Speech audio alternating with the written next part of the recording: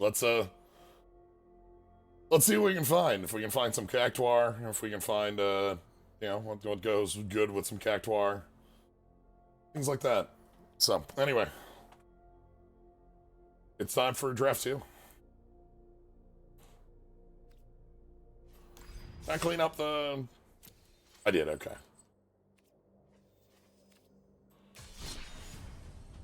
But yeah, appreciate the sub, Strange MD.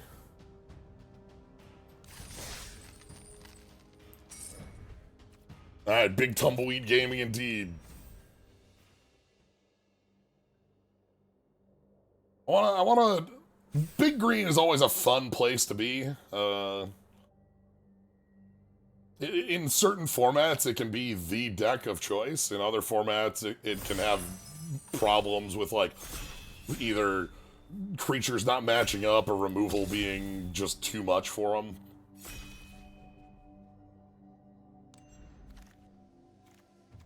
Alright, what do? Vigilance.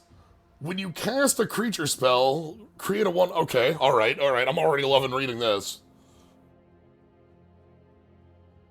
Savala, choose a color, add 1 mana of that color for each different power among creatures you control. What the hell? Savala? So, Savala, is here for ramp, for mercenaries, for a lot. For being a 4/5 vigilance for 4 as well? Yeah, I mean, that's a mythic. That's the power of, also, look at that, look at that friend right behind. 9 out of 10 doesn't break the game if you're trying to cast Pangalacial Worm.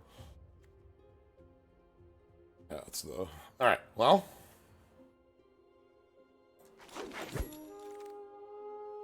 Alright, Journey to Nowhere is a nice follow-up to that.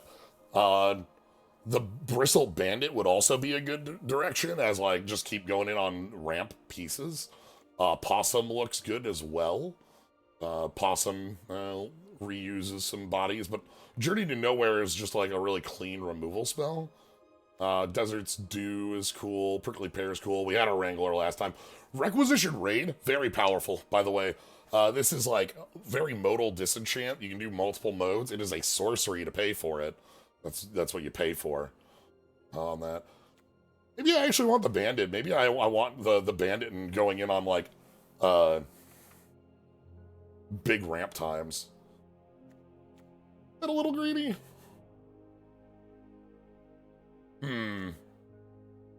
These are 2 cards that tap for any color of mana. What if we have a bunch of cards that tap for any color of mana? Then I can just play whatever I see, you know?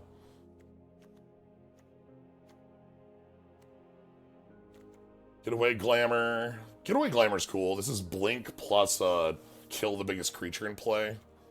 Repulse is an incredibly powerful card to be back around. This is from Invasion. We have seen so many, like, stylings on this over time. Sorcery speed, more expensive but less when you control things. You know, all sorts of different things, but just Repulse. Good card. We'll take this Glamour. The Blink lets you dodge a removal spell and be a removal spell. If we find cool legends and multicolors, we can go for that. Full Steam Ahead. That's an overrun we can pick up. With the Savala triggers, that might be pretty good. We also have Mystical Tether. We also have a good amount of, like, blue in here. That isn't looking bad.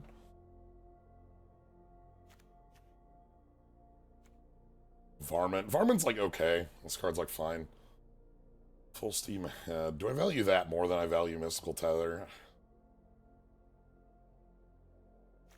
This card, like, wins games. Let's go with that. Back for more. Return target creature from a graveyard it fights. Yeah, that's a card we can... Ooh, actually, Naturalist is also, like, a fine body to keep the lands rolling. It also can fix with the treasures. I think I like that more than... Back for more is funny. But let's get the body of the deck working. Let's get the green X body of the deck functional. And then we can work from there. Amp's Mischief, very funny. Love this card. I remember playing it constructed way back in the day to steal Ancestral Visions. Um, I remember using it in EDH to steal like time stretch effects. Like, yeah, I'll take 10. That's fine. Rude Rascal robs Rube's robes.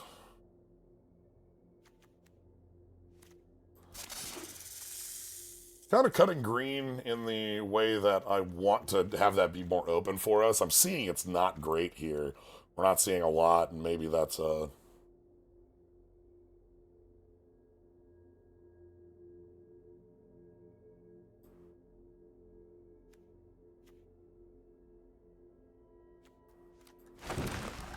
don't know. I want to cut it so that nobody else is in the color combo.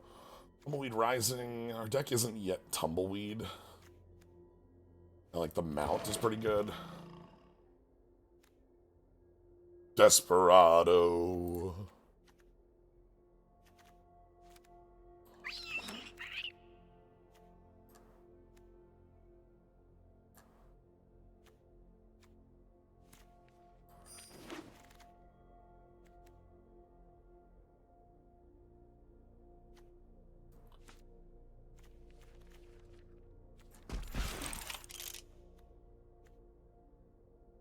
Hmm.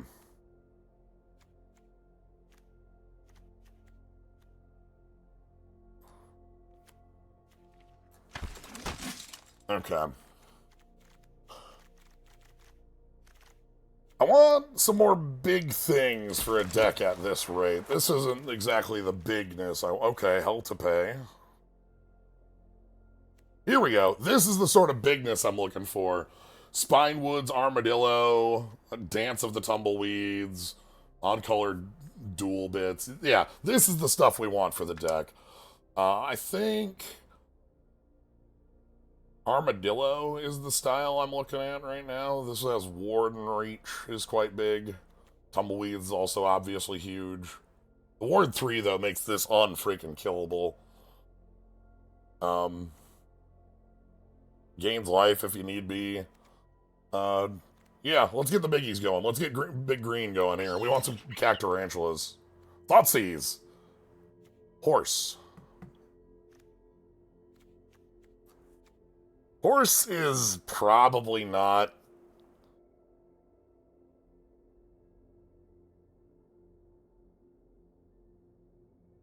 Thoughtseize is very funny.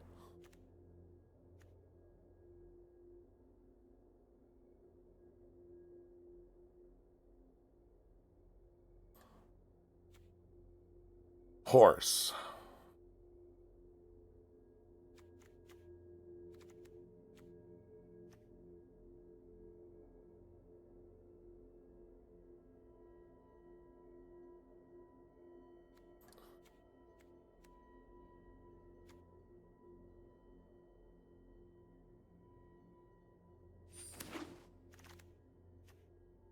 I couldn't get myself to do it. Miriam or Dance of the Tumbleweeds? It's not Bad Horse. Bad Horse is a different horse for Return to Ravnica. It's very close, though. It looks very close to Bad Horse. Miriam... Dance.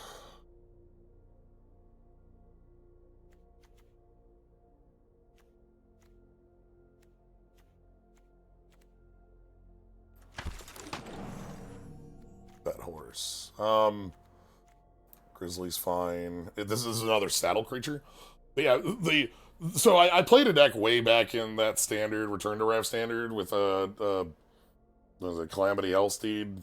I just called it Bad Horse. It had Unleash, Haste, First Strike, and then I played it with Homicidal Seclusion to give it +3 power and lifelink. So the only creature I had was the stupid horse, and the stupid horse that I had would be like a 9 power lifelinker, and that was enough. That's all you needed.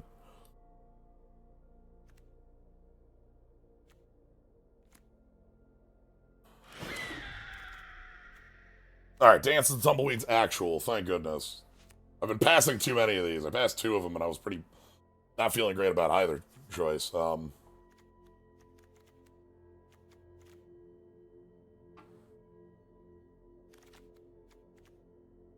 Steam clear, full steam.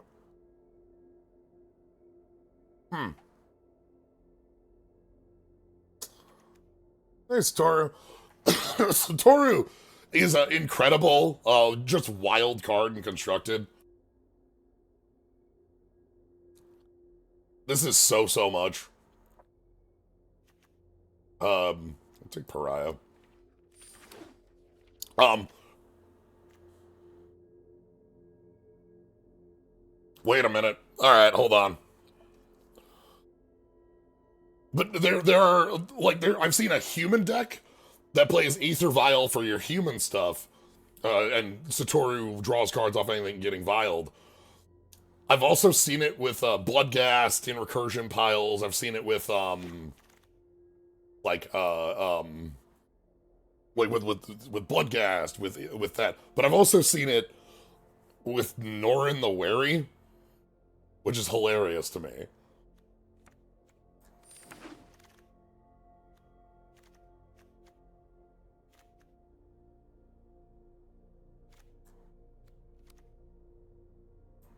Because Norin flickers on anything occurring.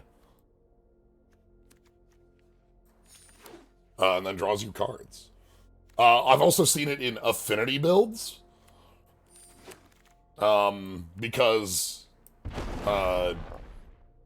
Frogmites and Mirror Enforcers, and the Mirror Enforcer that's better than Mirror Enforcer. I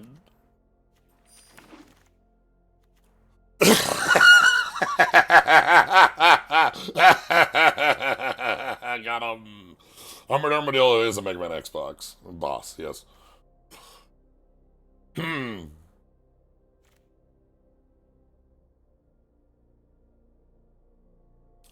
I want Grand Abolisher or do I want Aloe Alchemist? That's kind of the question.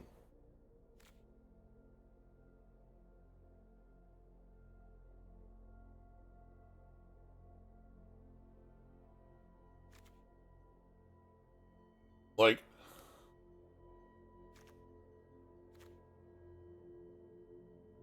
hopefully we can just play this and run into a deck where we roll somebody with it. I think the Alchemist is the stronger card, but this is too funny. And we already had our 7-0. We can afford to do a couple funny bits.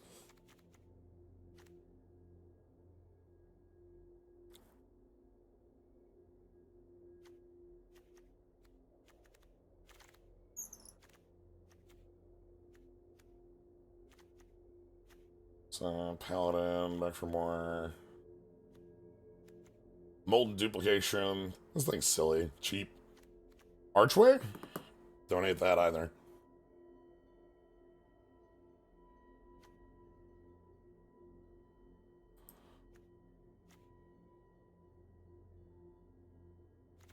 I kind of want some more big things. We don't have any. We haven't seen any cactuses. No cacti. That's tragedy, right? Like, no cacti at all. I don't know that we're playing Kellen joins up. It wants legends, and we only have 2, and it plots a card from our hand, which is like fine, but like, I need more legends for this card to be usable.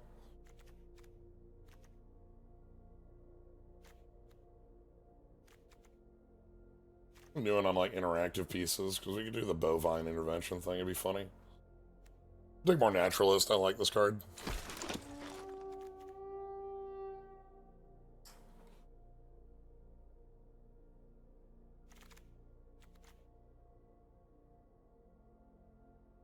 You're so late to the party, Cruel Ultimatum.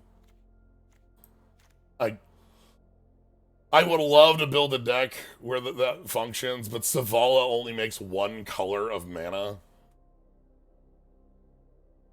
So, like, Savala can't make blue, blue, black, black, black, red, red. Can only make black, black, black, black, black, black. So, Cruel Ultimatum is a thing to build towards. It's so cool. Right down, Omen Port. I'm gonna take a Tombat Trick. I don't think we're criming enough for Omen Port. No Cactuar.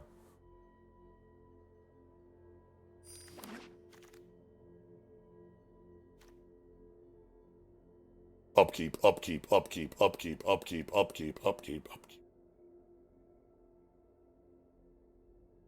Whoever picked the Cruel Ultimatum's gonna have a hell of a card to go with it. I love... I love just hundreds of upkeeps ready to go. It's right after the phase, too. There's only one upkeep effect in this limited format. That's hilarious. Hey, Scorching Shot. This card's good. Sorcery. Pretty cool. Binding Negotiation is a way to deal with plot stuff. I'm going to take this flyer.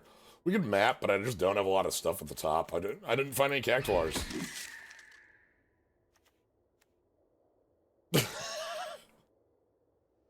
Off the rails. Serial train robber strikes again.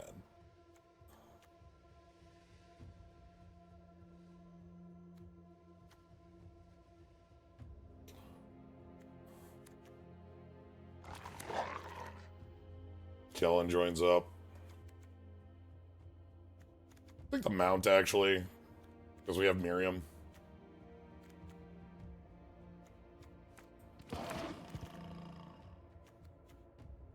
Archway is really good. I know there's also the Stagecoach saddle, but Aaron Archway is like really good. Tumbleweed Rising. I'll take the Bovine. We already have a Varmint as a way to like enchantment kill. Is having multiple copies of X joins up bad and limited? No, well, not necessarily. Depends on the card. The problem is that Kellen joins up here. What the card Kellen joins up wants is not like doesn't pass muster for what our deck has, because Kellen joins up has two things. One, it lets you plot a card from your hand so that you can like play it on the follow-up turn for free, which is like that's fine. But the second effect here wants us to have legendary creatures to pump our team, and our deck only contains Miriam and Savala. Like, we would have 2 copies of Kellen Joins Up and 2 copies of the Legends that want it. And so, but like some of the others, for instance, Rakdos's card. Rakdos Joins Up is pick up a creature from the grave, it gets plus counters, if I remember right. And then it's, when a legend dies, deal damage equal to its power. And on that, both sides are strong, and so you'd be fine playing those. So, like, as long as the legendary part might not be exactly what you're there for. Tiny Bones Joins Up is really cool. Vraska Joins Up is Death Touch your team.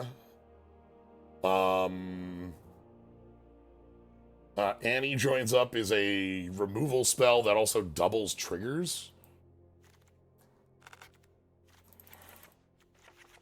I almost just like sent the deck without building it.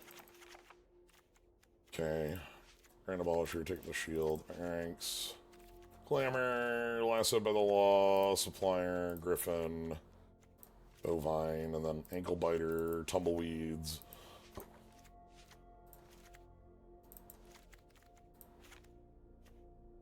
Are we Varmints? Well, actually, we have a ton of the mill cards, so maybe. The Tiny Bones one is just like really cheap. That's what makes it effective. Our curve is hilarious. It's also a lie. The Tumbleweeds aren't 2-drops.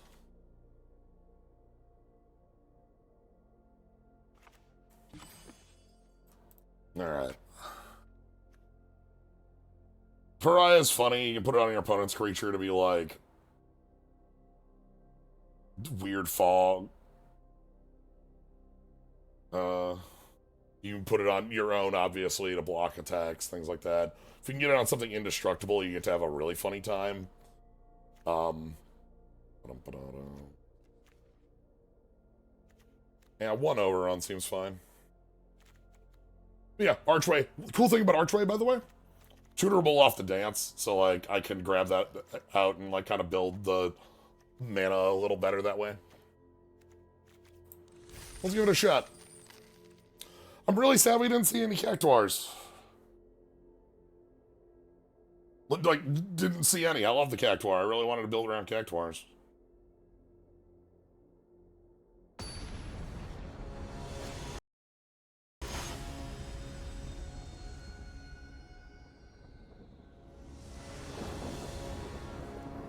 Whoo, Nelly.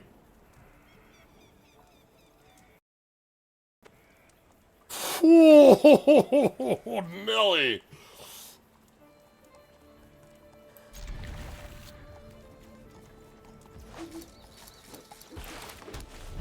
You got it, boss.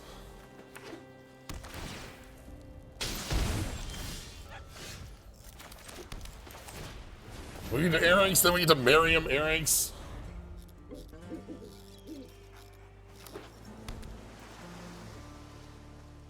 Like,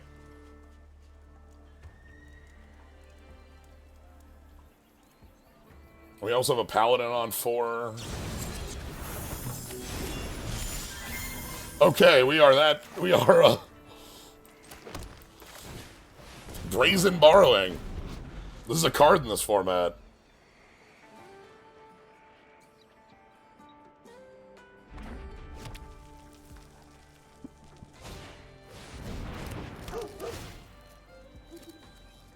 This isn't on the bonus sheet, it's not on the second bonus sheet, it's on the third bonus sheet.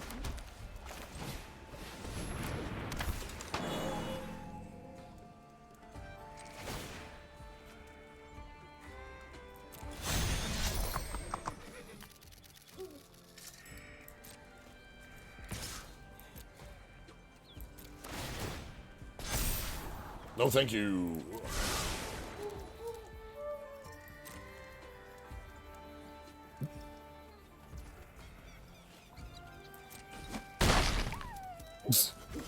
Look, you gotta have the animation for Bryce the Borrower. When that set came out, that was when they did animations for every mythic. I believe this set has 70 plus mythics, so this one doesn't have an animation on every one of them.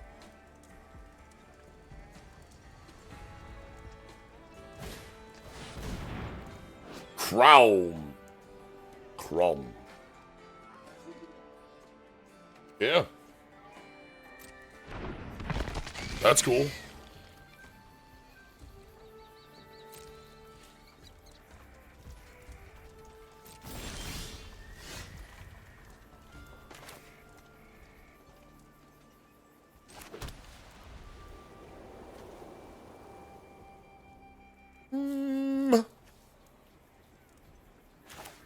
Let's go naturalist.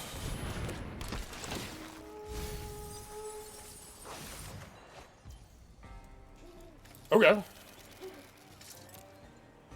And then...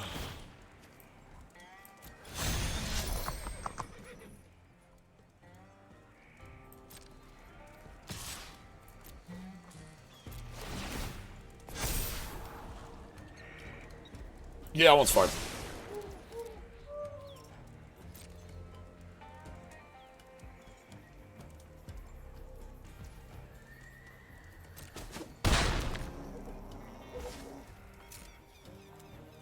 That might be the end of the game next turn. We'll have to see.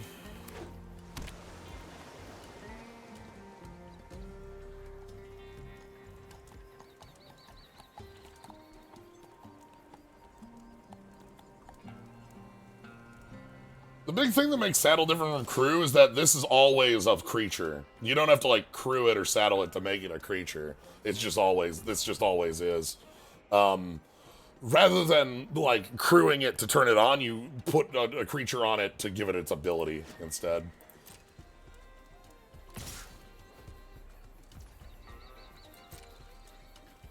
Okay.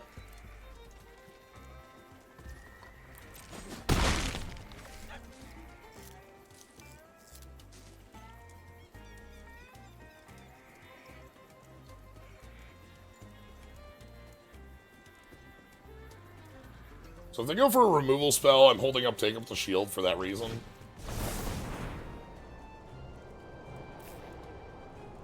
Doesn't do anything?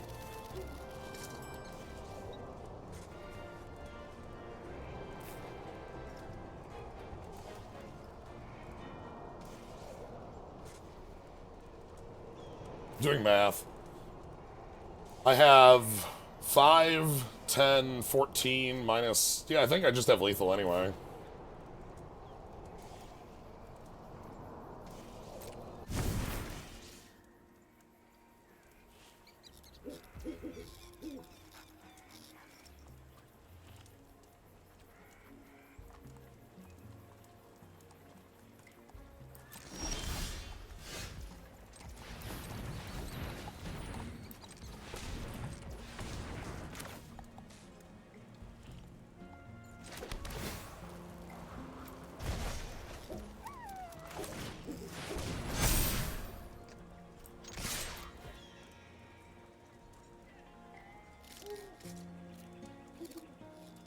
Yeah, they don't get to untap it.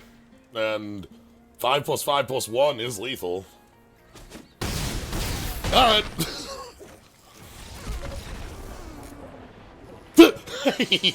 we got our Erics back when they died, but we still have the hound.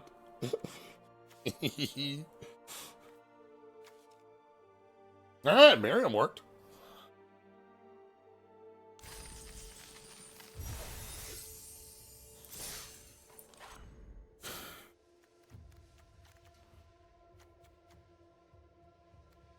Anti-real. Sitting here thinking if I want the second copy of Take Up the Shield in the deck. I know we didn't use it in that game specifically, but the trick itself feels like a card that really has, like, maybe more power than, like, Lullaby or Bovine. Maybe Lullaby. And it's like, with this deck of tapped creatures and the hugest of problems, it's the blockers and things in combat that I think are more of an issue. We still have access to Lasso and Bovine if there's some sort of like nonsense card.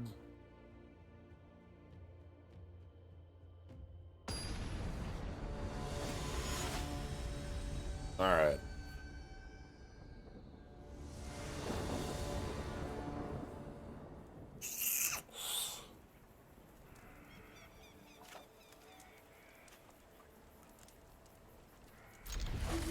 Got mana drained off a Buried in the Garden. I'm like close to mulliganing on this.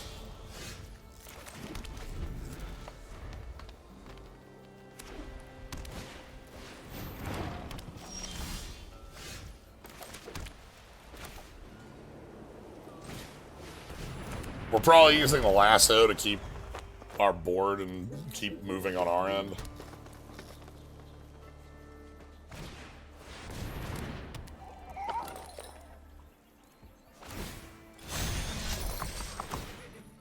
That card has first strike.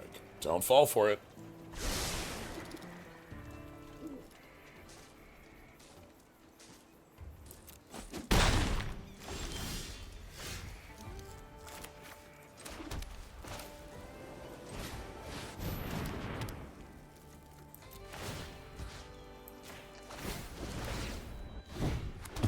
Crime. Get you for one. Got him. Oh god, Beaver. Okay.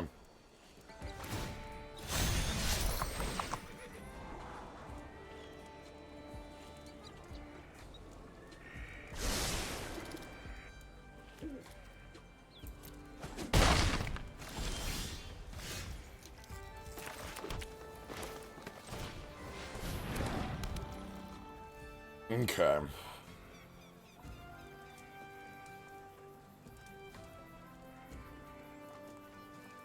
So we can threaten the Beaver.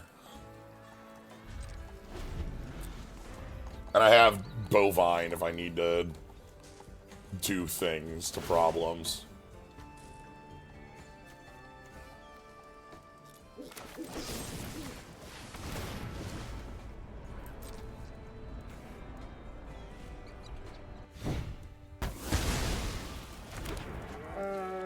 Anyway, enjoy your tutu.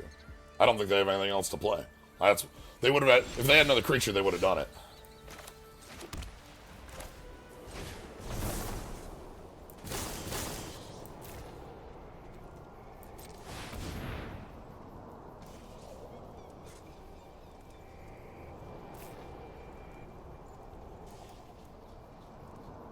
All right, we're not going to grab the archway because I actually want to grab more lands in play for the second tumbleweed.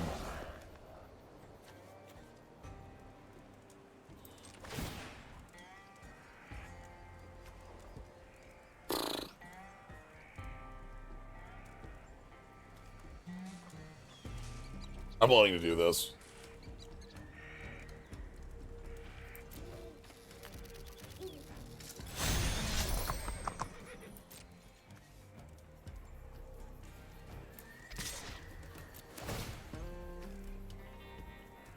If they have a combat trick, we'll live with that. But we're also leaving the mercenary, so that the mercenary can block the Airings if they don't, to force them to have to saddle up. Is the idea.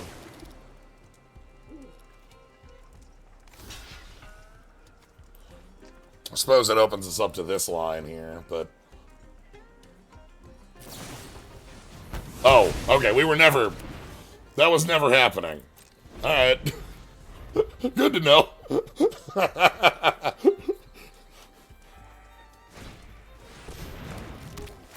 Like me sitting here, you know, we have to consider all the different plays and lines and all this, and then, oh, no, it didn't actually matter.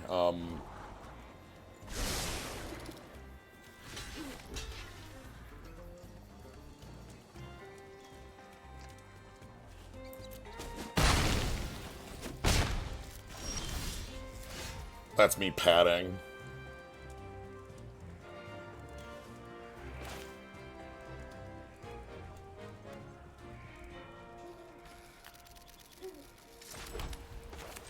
Alright.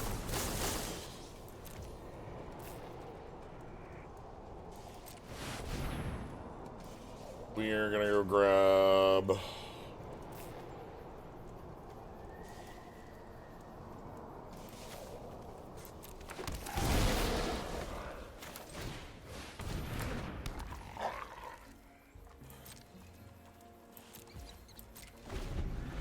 Okay. So we've got the 8-8. Oh, they've got another... Oh, God. And we can't, like...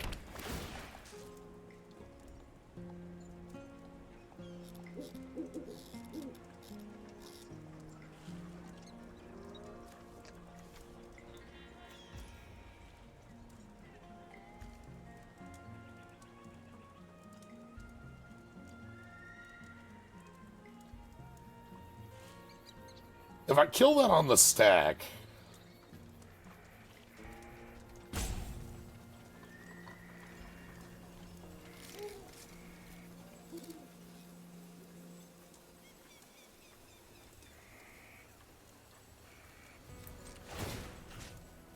The easiest answer to this is to do it.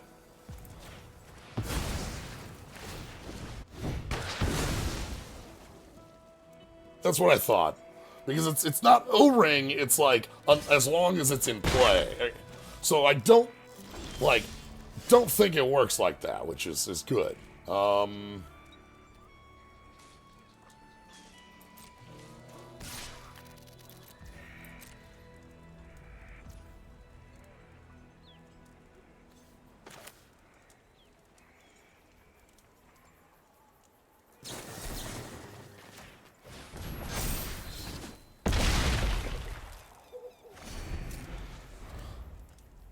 I could hold that as like a response to a removal piece, but I think any removal our opponent's going to have is going to be O-ring.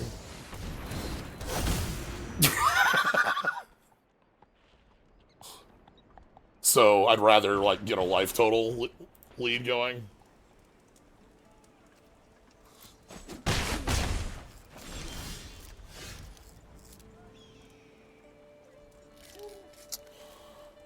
Okay, so this can kill the...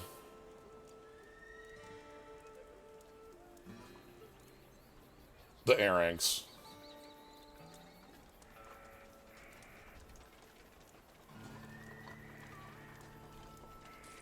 Then put them at 2?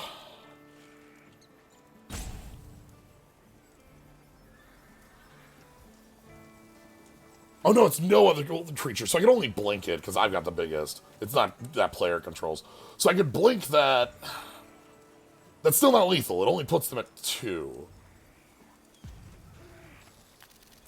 Well, then we pros.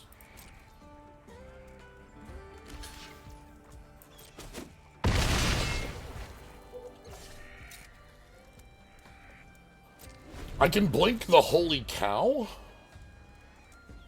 if they go to equip. I can't kill anything with this because I have the 9/9, but I can blink the cow.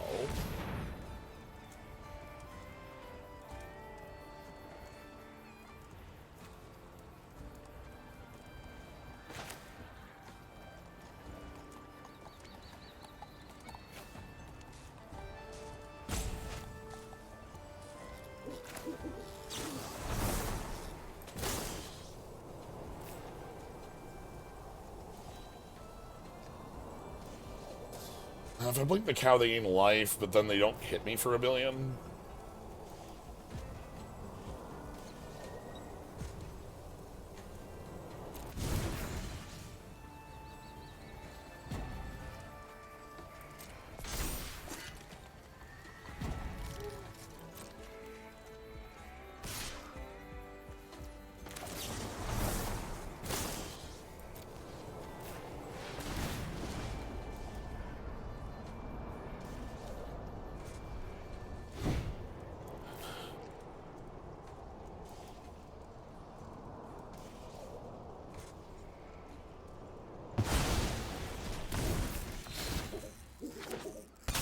So they gain the 2 life, but like we're under the abyss, so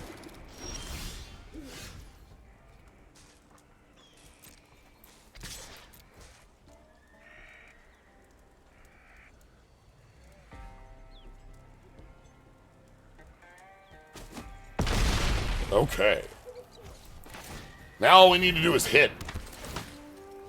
2, 3. We get to pick up this archway. If you return another desert, surveil 1. Returning itself won't surveil. Okay.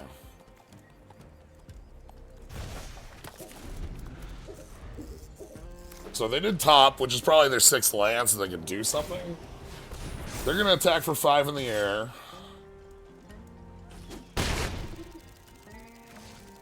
Then they get to play a 3. Terrifying. Plus X, plus X. X is the number of mounts you control.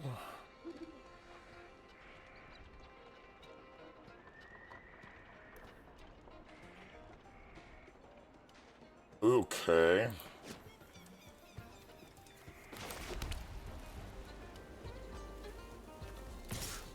Well, the abyss to you.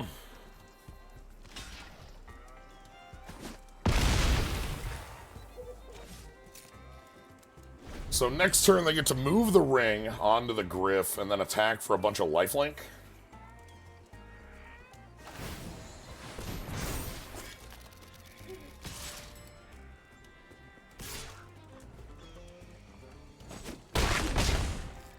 If I can't answer the cow or the Griff, I'm dead next turn to the flying.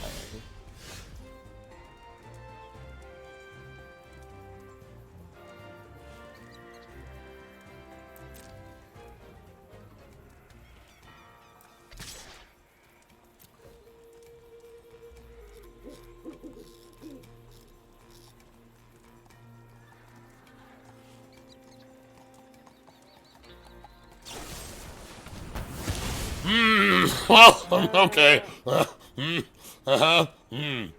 Well,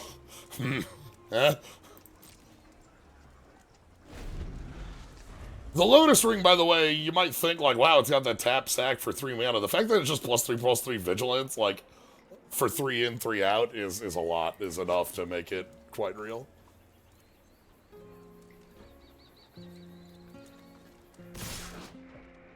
I want you to enjoy this Ox art. Look at this. Look at this. Come back. Sort of. Squishy. Munch. We tried on that one. We had a couple turns to find enough to build our board to be able to get out of that, and we just weren't able to convert on those last couple turns. I think our deck is honestly missing the top end that I want. I don't have enough of a top end for me to feel happy with what we have.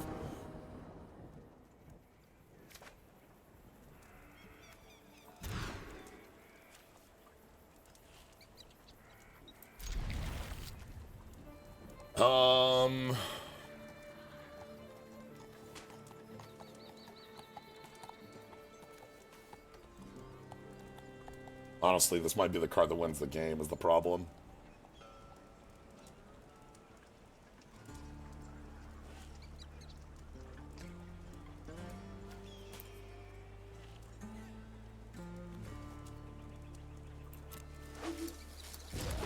I don't know how I feel about this, but this is the line I'm seeing, and that's like Herring's aggro, and then like I'll get enough damage in with these, and then overrun.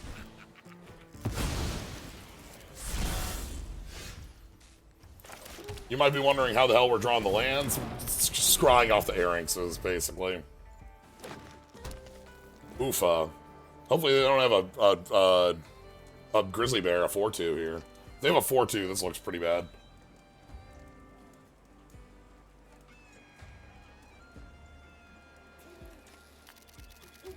Like, I don't want an opponent going under us when this is our plan, you know?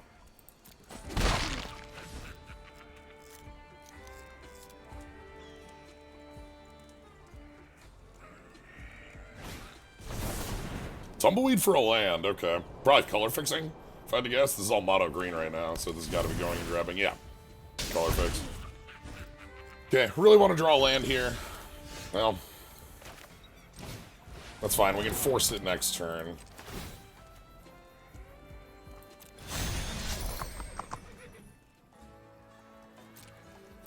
I say force it as though one scry is enough to force it. It will be. It's gotta be, damn it. It's gotta be enough. You stack the Herringses. You play Stack'ems. Oh, God.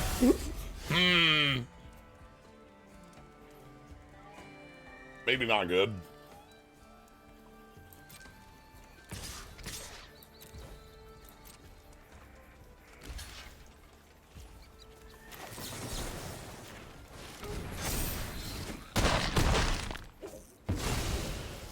Okay, so they get a 5-4 that gains them life, and then the 3-3 draws them a card, and then they get whatever else is in their hand, because that costs nothing, because they already paid for both.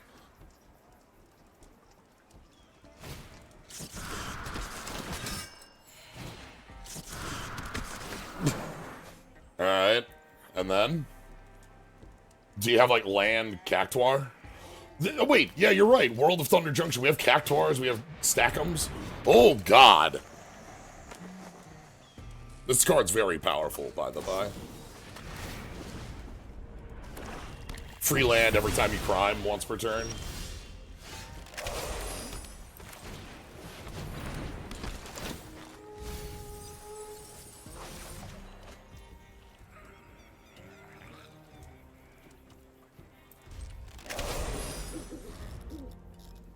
We can still get here. It's fine. We just need to get to full steam ahead. We just need to get to full steam ahead with enough power on the board. It's fine. There's no problem. We're cool. It's cool. We're fine.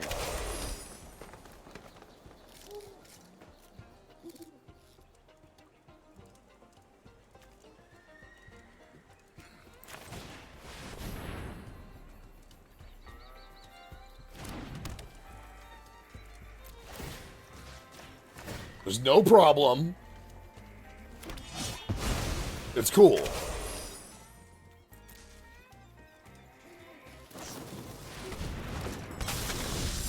Oh, that can't target, nothing took damage.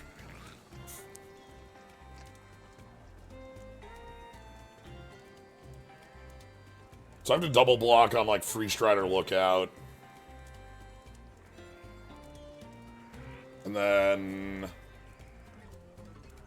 Paladin like to heal up? Or I want Zavala instead of Paladin, but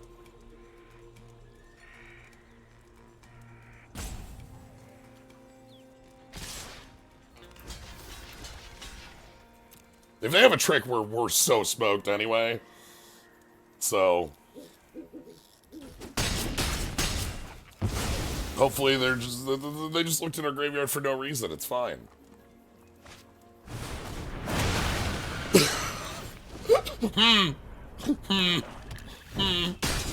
It's fine.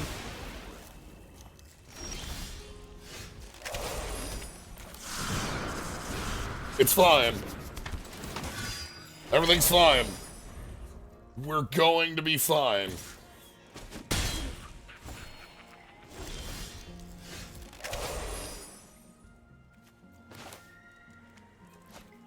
We actually are. Hold on.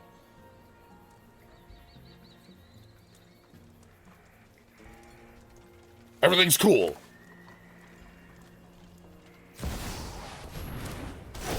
We're gonna win in 3 turns.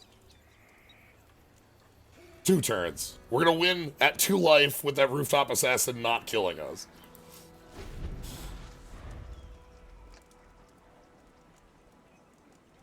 We're gonna do it.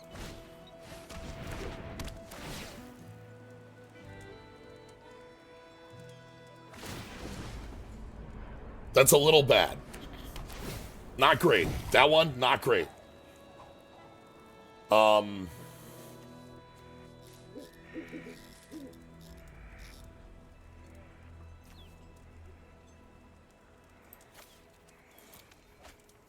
Still gonna be fine.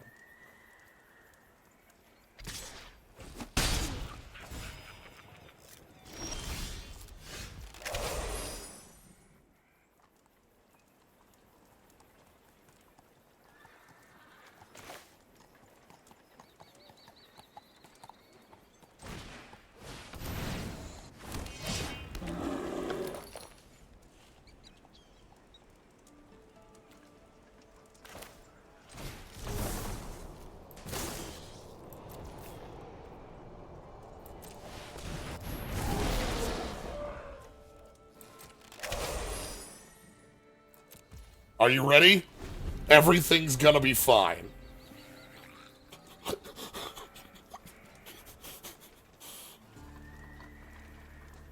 We just need to believe in the plan.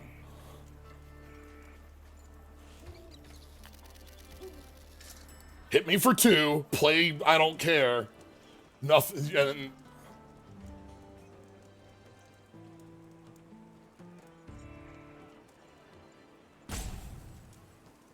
we have the plan. All right, I'll land. Sure.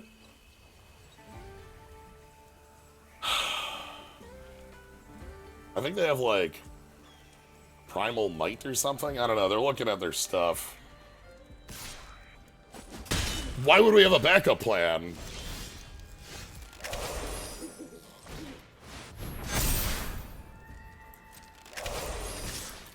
There is simply the plan.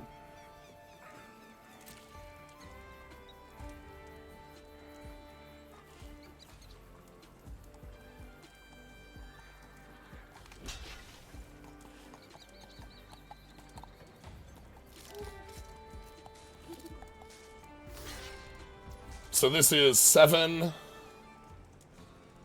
14, 21, 25?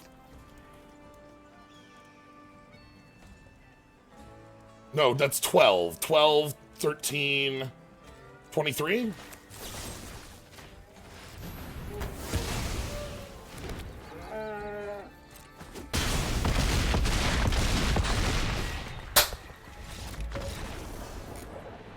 You just need to believe in the plan. Why would we have a backup plan? We just have the plan.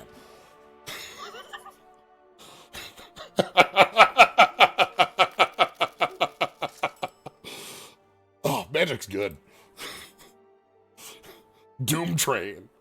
Just summon Doom Train on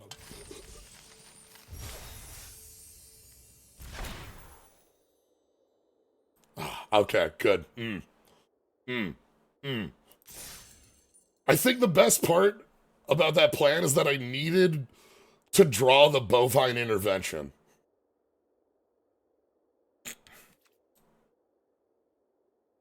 That plan only worked because I had a vigilance creature that could tap for white mana in order to turn the overrun for 23 into an overrun for 26. Okay, alright.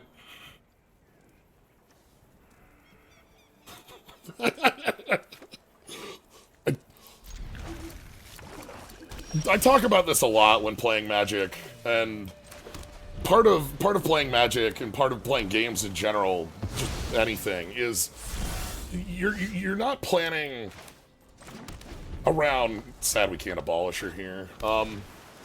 The difference between planning to win and planning to not lose.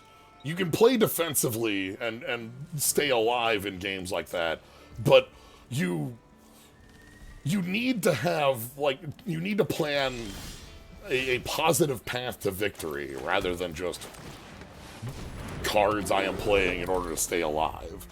And so when you're planning out, when you're making your plays, when you're taking your actions, it's quite important to make sure that you know how you're winning. Like, at least have an idea of how you plan on getting through. Raven's Crime triggers the Raven's Crime.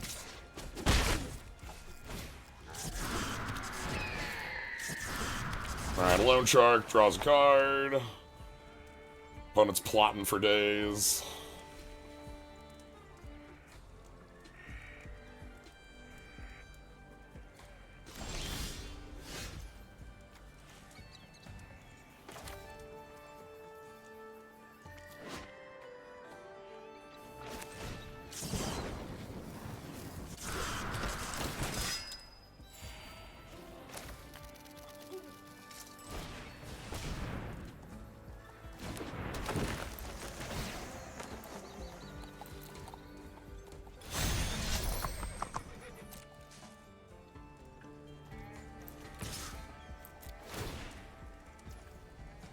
So we have our Take Up the Shield here.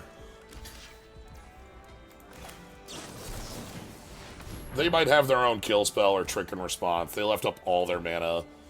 I wouldn't be surprised if they have some sort of... Okay. That's actually not as bad a trick as it could be. That still lets us trade with the body, and then...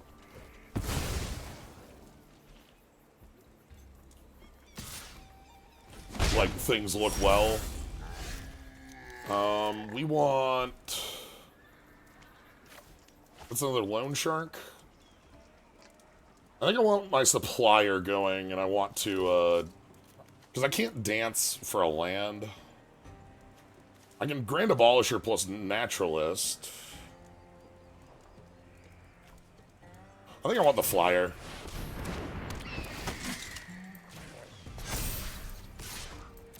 This push is pretty hard.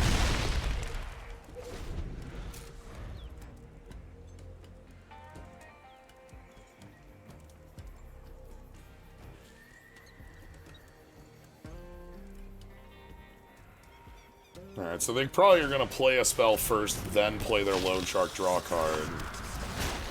2 Loan Sharks is pretty good for them. Oh, Satoru! Okay. So this is, we get to start attacking the air, and then, like, we probably just tumbleweed.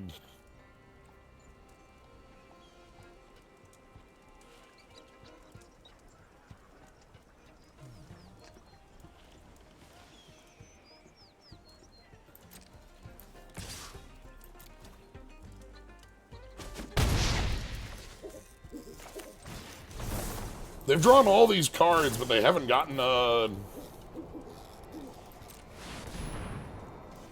Alright, I do want planes here so that I can get the Abolisher down.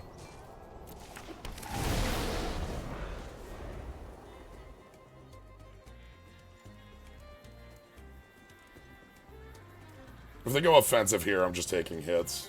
There's no point in blocking at the, or like... Okay, so let's go Abolisher. This forces them to take action right now, or else, you know, pass. Locks them out of the turn.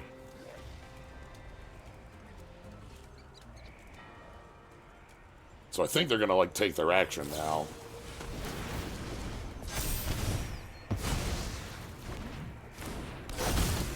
Okay. I think we're probably just going in the air and then playing out, like, Naturalist plus Miriam. Spinewood's Paladin can attack in, but it doesn't, like, they have enough toughness to just block it, and that's not really effective.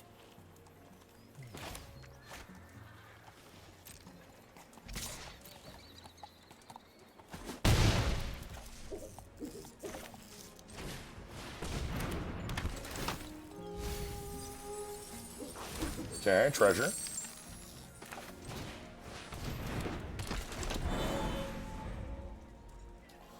But it's at 3-4 lands. We'll just do some math on our next turn, but it looks like unless something heavily changes, we have this.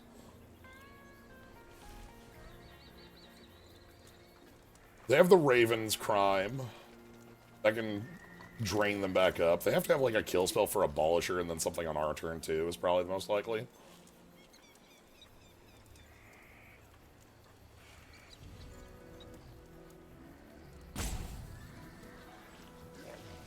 We're looking to draw...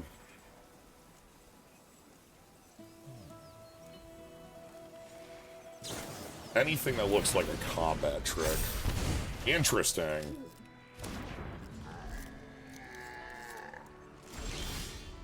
Interesting. So, from here...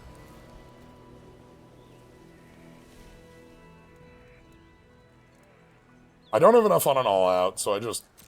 again, push with the flyer. I think we force a block there. And then...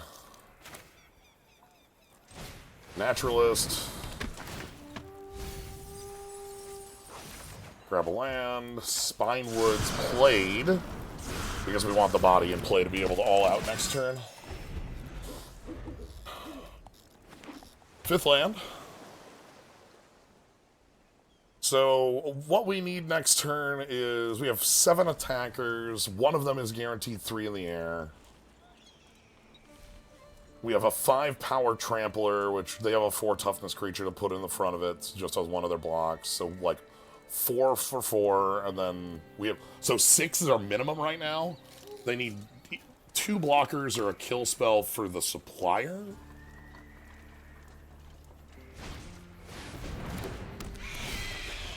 Okay, a flying blocker does function here.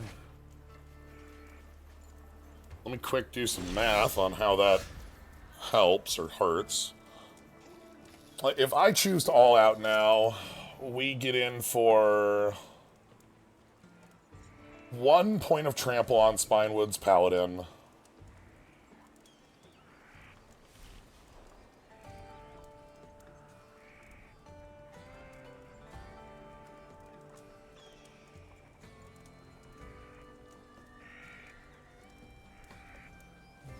And then 2 plus 1, we get in for... Is that 4? Am I counting that right? Trample, blocked, blocked, blocked. In, blocked. So, yeah, I think all out is lethal here. You're blocked here. You're blocked here. Block, block, block. 2-1. Pretty sure that's lethal?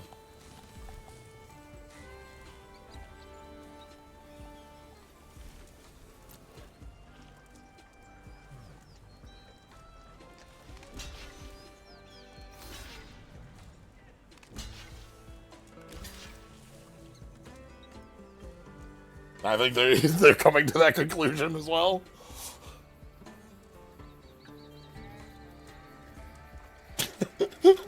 Yep.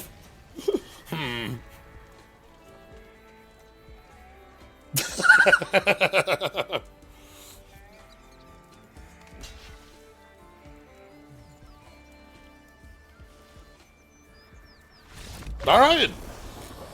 Hey, Talo, we've committed crimes and we've committed crimes. So it's been going pretty good.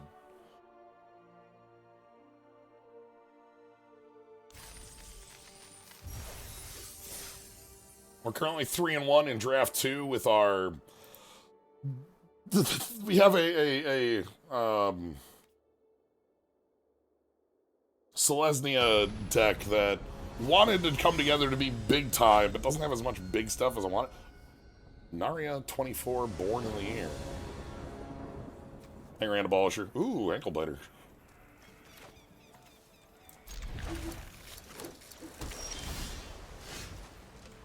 Yeah, I'm gonna go ahead and play Ankle Biter on one.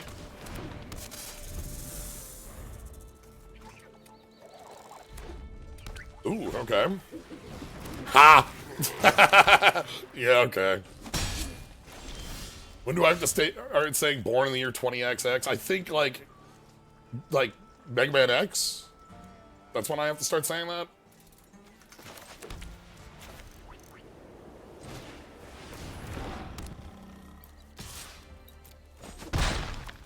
There's.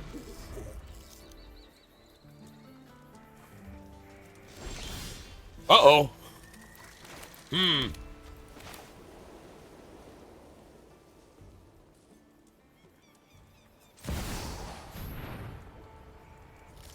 Probably not resolving.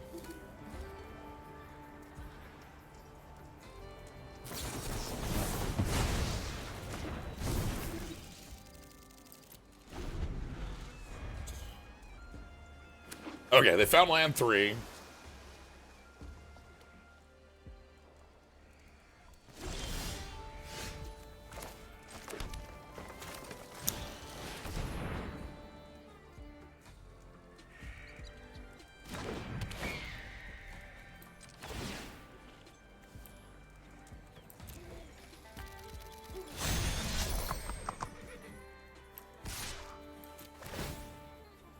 So they can trade here, but I'm okay with that. That's fine. That's good enough card.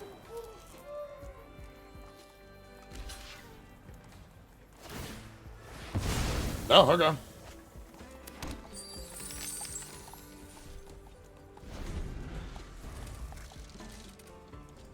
So Getaway Glamour can kill a 3-power.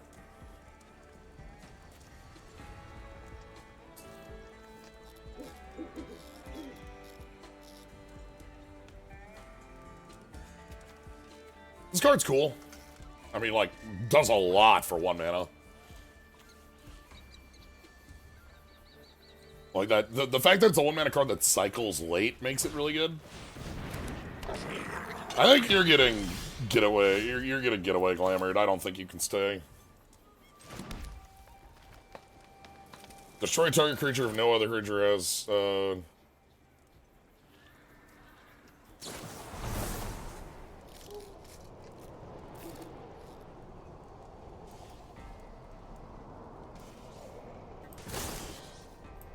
I'm just mentally like, this works, right?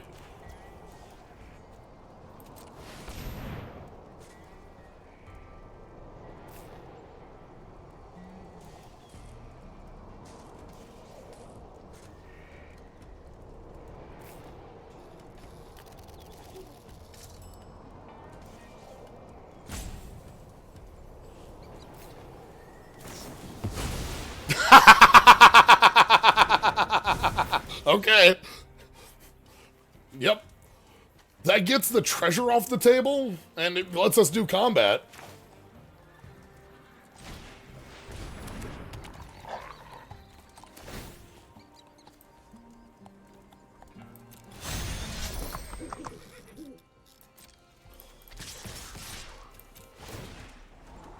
No, thank you. That's a good way to stop us. I'm happy it got the treasure off the table.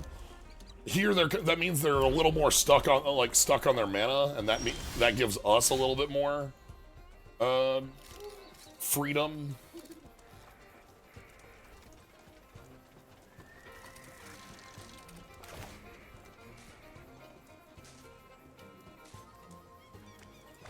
It's greater power, not equal power.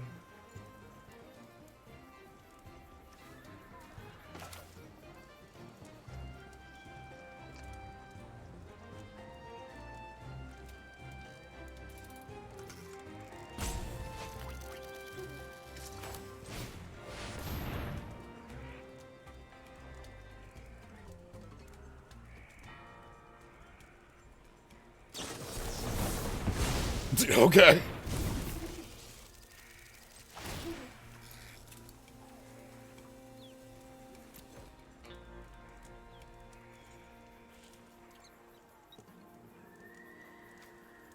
They don't have any artifacts to sacrifice. They might have the 2 damage spell here. The 2 damage draw card if it's not your first spell that they might use to kill. Yeah, the sequence. If I were to choose a card to have in my hand as my opponent right now, that would be it.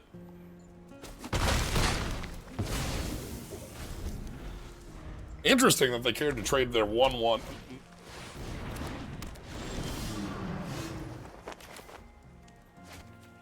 Whenever you commit a crime, surveil 2.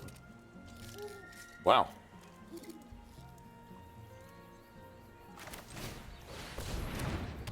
That thing's pretty nice. I thought about playing the Naturalist first, but I want more power in play at the moment. Because we need to get over this annoying Vigilance creature. Mono Blue Vigilance is a... is a very rare thing. Ooh! Wow, okay.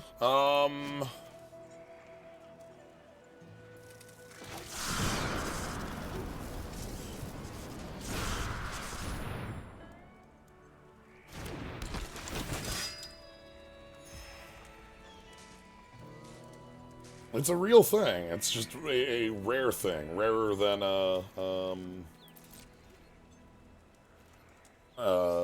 rarer than in green.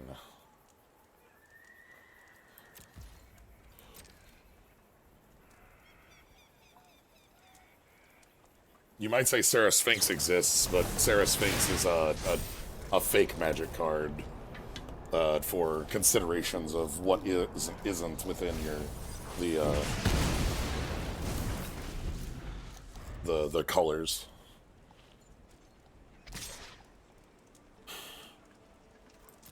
Not really sure how we get around Marauding Sphinx. Wow, they got the whole squad. Yeah, damn. Check them out. They got Breaches, and they got Malcolm. Hell yeah.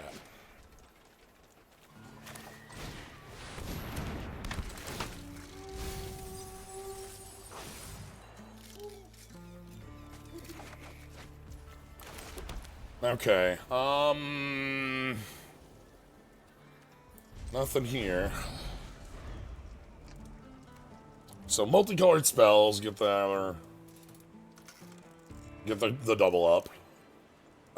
Malcolm just has the investigate on 2 spell. I would block Malcolm given it attack. I don't want them to be able to investigate a ton.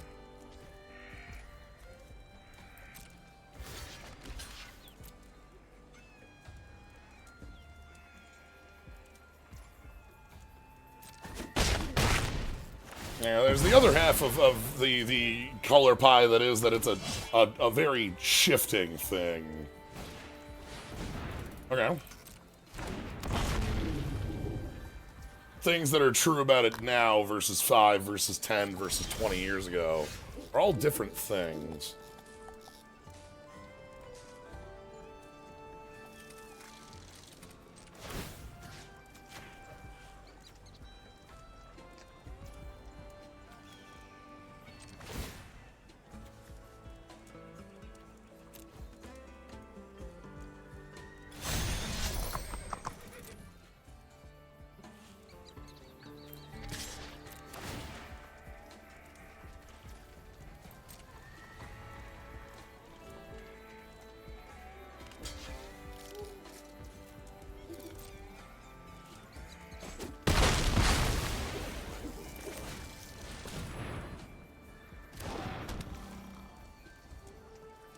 So they get to crack the clue and stuff.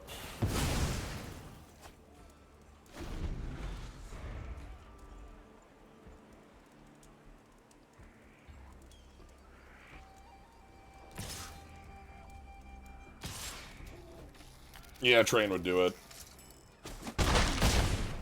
Train Resolved would do it here. Ooh, maybe not with that crab around. Oh, now.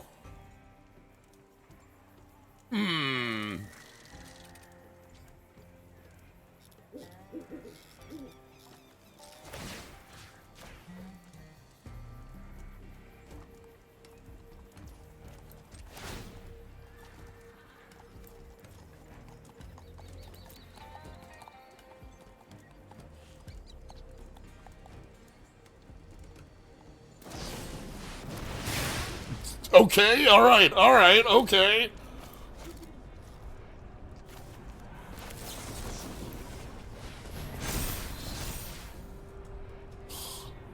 Everything happens so much.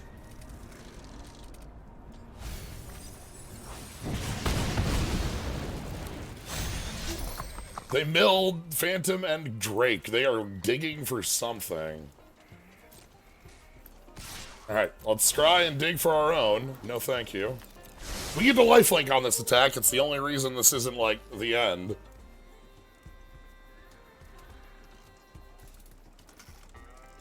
They might throw a body in front of it just as, like, a... you know, a way of not dying. This will prevent an... I believe will prevent an all-out from their end unless they find a out for... I think we're just gonna get 3 in the air while we're in this position. Okay.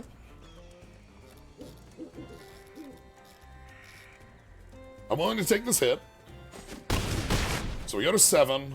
What'd they draw? I mean, they have crab to fix it if they drew a land, which they probably did. They... Okay, okay. Alright, okay, okay. Alright.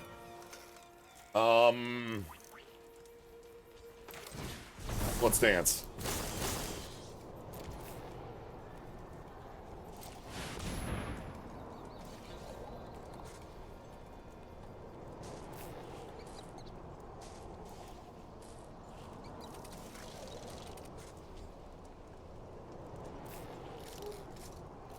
You know, our deck is like, we need... sad we don't have one desert. Okay, what do we need to win? Is it full steam ahead and there's nothing else? Take up the shield might be able to do it. Full steam ahead and take up the shield look like our only live draws at this stage in the game.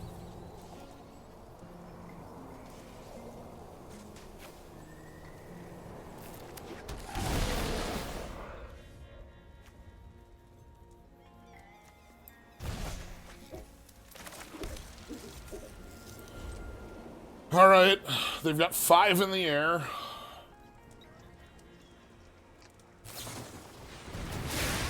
Oh, what a card! Oh! Oh! Oh! Oh! Oh! Yeah. Oh, they only got rid of 1. Uh-oh. That was surveillance. Duelist of the Mind. That means one of their cards was good. I don't like that.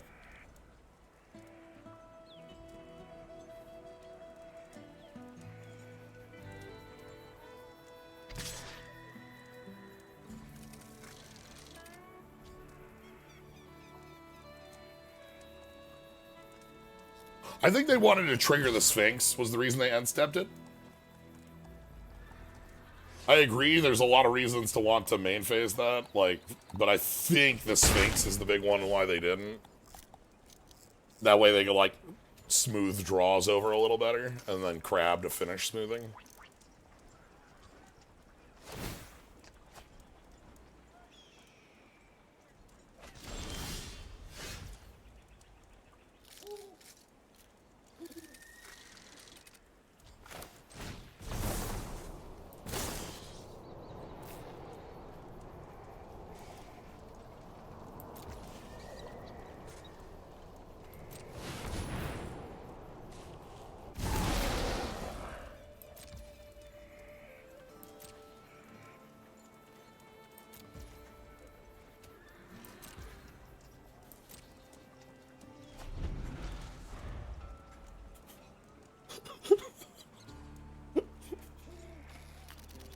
This is the final play I have available to me.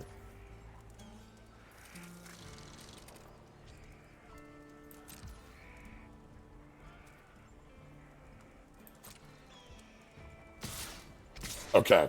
All right. The answer, nothing. I'm not holding a damn thing.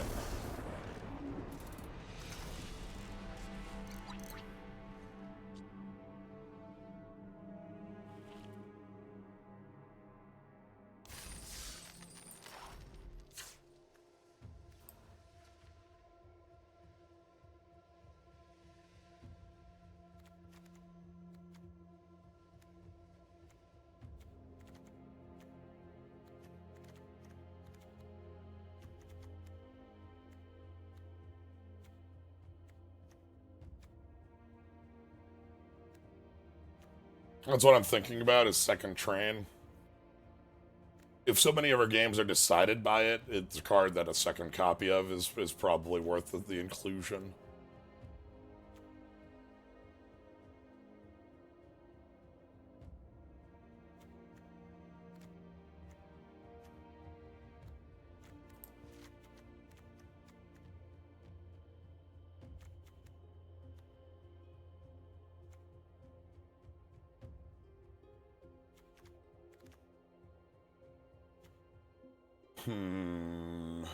All right, so where are we at on this one? I'm back. Welcome back. We are 3-2 with this one. This is draft 2. We've been doing some crimes and doing some crimes. Right. Our deck is ostensibly it started with Zavala here, and is just kind of like Celestia Dorks. I don't have as many big creatures as I'd want with like Zavala's ramp. But right now I'm looking at like a cut here for overrun copy number 2. That makes sense, yeah. Might just be Ankle Biter. I don't know, this card's like fine. Midway Glamour's done a lot. This card's been good. Bovine's been fine. 2/2s are easy for us to fight.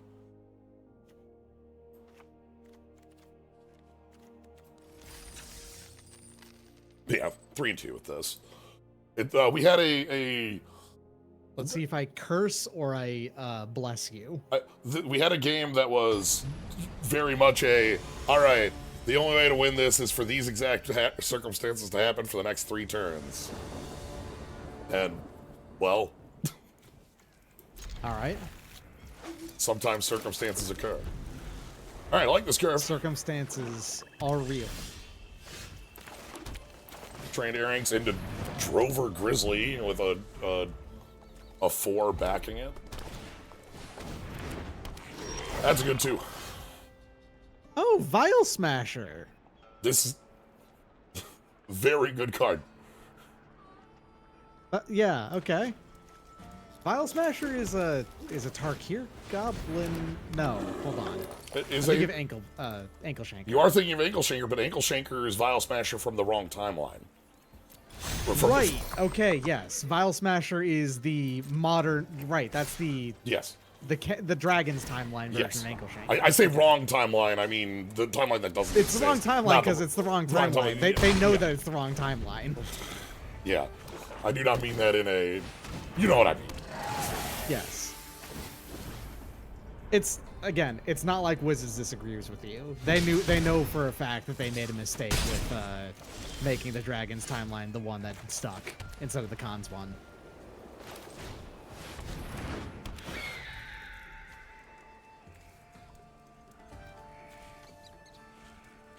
It's just, it's fun to see characters from... Yep. If there's one... The Omen Paths do that nice thing of like, hey, we actually get to see these characters more than only whenever we're on their plane.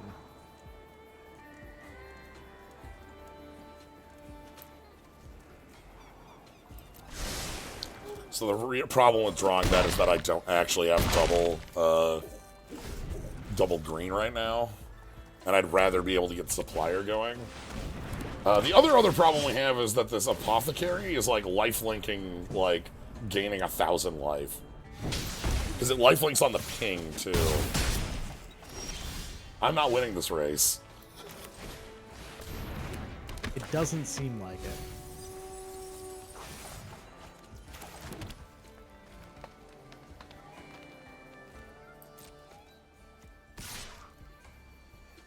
So start to play defense.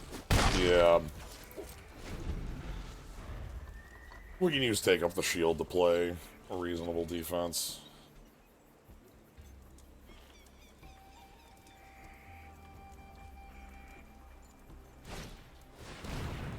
Okay. Okay. If that's your move, I'm actually kind of happy, because that means your hand isn't, like, gas anymore. Yeah. 'Cause Especially because they discarded instead of sacking a land, you know? That means that they especially had stuff they wanted to get out of their hand.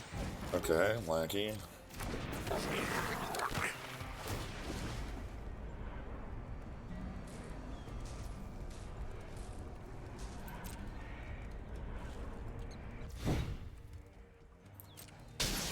Okay.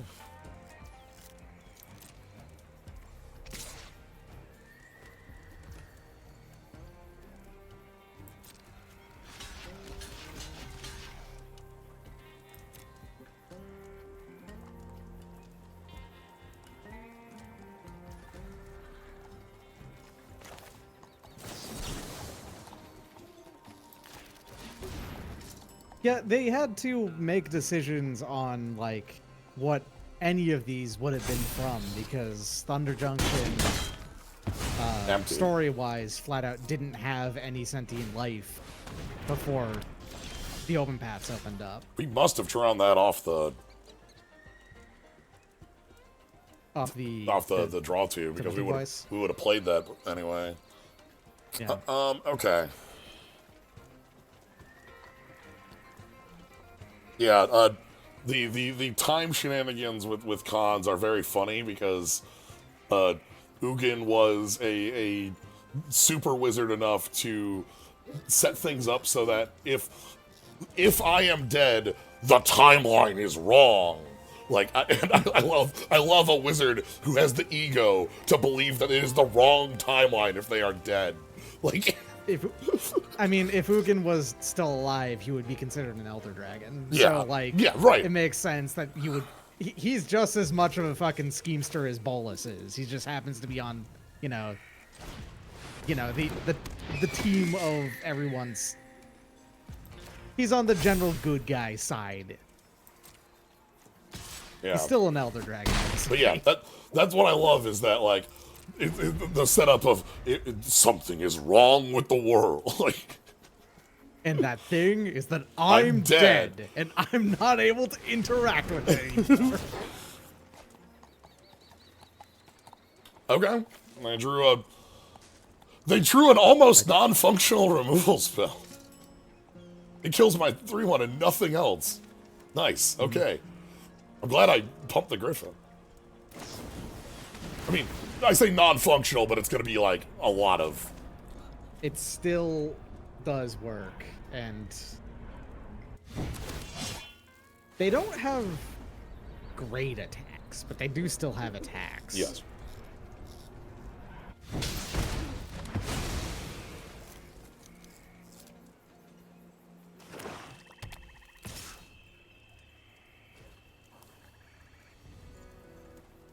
Because, like, it's Death Touch Menace, though, huh? It's Death Touch Menace lifelink. That sucks. Yeah, I ain't probably even, just take this. I ain't even touching this crap. Like, get out of here. Like, that's garbage. Man, Death Touch Menace lifelink. Yeah. And the thing is that's absolutely just a mono black line of text. Yeah. So you played with every color at this point except for black, right? You played with green a lot. Yeah, green, and, like, green has been quite good for us. God, now I'm trying to figure out how I'm doing this, because they're at 17. An all-out can't kill them, so the threat of an all-out isn't worth it. Oh yeah, this isn't a once per turn, by the way. And also, Vial Smasher causes problems, so...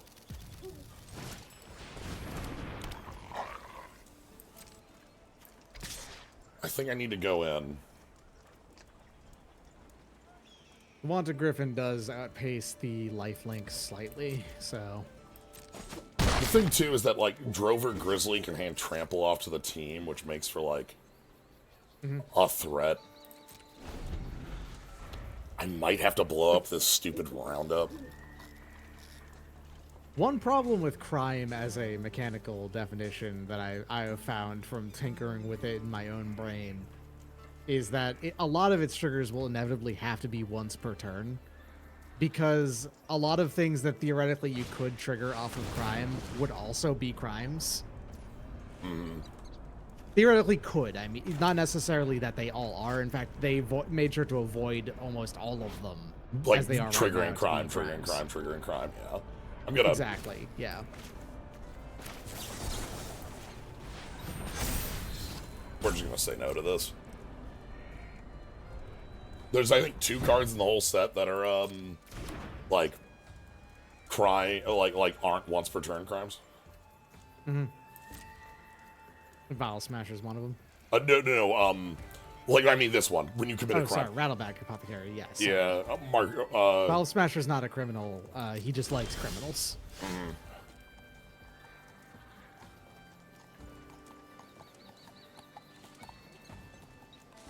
We've been really trying to hold off on playing that until we could get the full value off of it, huh? I've been trying, but I don't think I can afford to anymore. Getting just a 5/5 is not a bad thing. Hold on. Alright, just doing the math. Like, how much of a threat is an all-out assault? That's...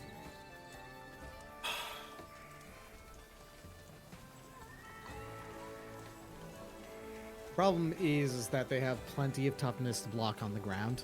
Yeah, so we have 9 trample on the ground, and they have 1, 2, 3, 4, 5, 6, 7, 8, 9. 9 toughness on the ground. And like they can spread that in ways that just aren't good for us. Yeah, if this was next turn, then it would be perfectly fine to do, I think. But this turn, no. Regardless, this does still mean that, like, your next turn should kill them, basically. Yeah. All things being equal on the board, I think you win on next turn. That does mean it goes in their hand, which obviously I shouldn't do. I have no idea what they've got left. Like, if they have like 3 mercenaries, we might be in trouble. Okay, if they're sacking Lackey, that means we're fine. That means they're in. That means that they're digging. Yeah. They have to find something wild now to kill us. Possible, but like that only costs them 1 mana. Okay. Okay. We had to run them out of steam because like the combination there of lifelink on Vial Smasher for like that and like just lifelink around off of all these mercenaries is something that gets really hard really fast. But they ran out. Nice sleeves, by the way. That's a wizard sleeve right there. That's a wizard ass wizard. That's the cryptic command your ass. That's the wizard who casts Cryptic Command. Yeah. Honestly, kind of looks a little bit like a scornful egotist, but you know. Scornful egotist. Oh god, I'm talking about a stand. I'm pretty sure that is an alt art cryptic, if I remember my cards right. That makes sense.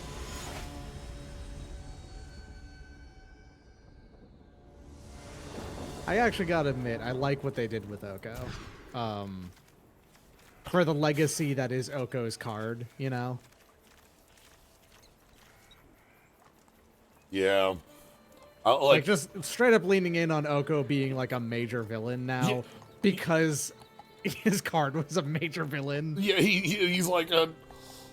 I like what like the story stuff for Thunder Junction is a lot of fun for the combination of like the heist plot with I found my dad and he sucks and coming to terms with he sucks and also showing why he sucks. He forces Kellen into a one-on-one duel with a Cool, basically throwing him to the wolves. This hand, I'm It's awful, yeah.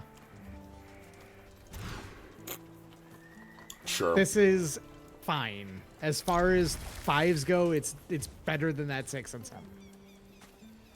Okay, so the idea here is that Naturalist gets 4th land, Paladin keeps us moving. I could Yes. be even greedier and like keep Grizzly and 2 lands, but like I think because I'm on the play, I need to make some pretty like, but like, Yeah. but Nice. yeah, Do your aggressive line. I like it. yeah, I like Got this feel steam ahead anyway. All right. so. All right. So how many tramplers do you need to play? Sweet, that's what I wanted. And Zavala probably wouldn't have helped that much with no other big boys on like Yeah. in hand. Full Bant. That's just Full raw Bant, Bant, that's Bant. 3 lands. Are they Kellen joining up? Are they? No, they're tumbleweeding for a Tumbleweed land. just for the Oh, land. Okay. uh-oh.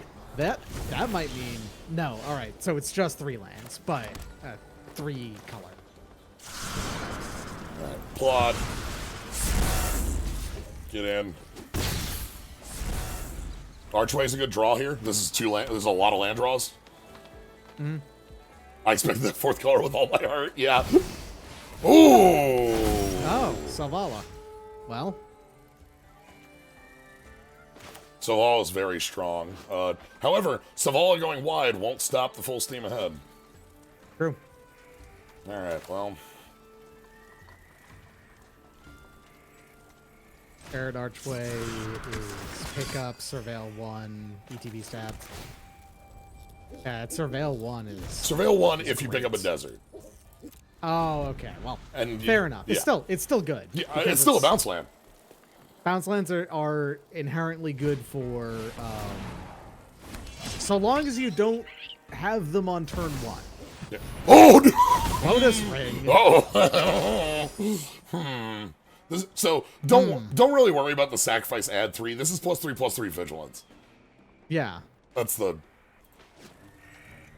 text that matters here.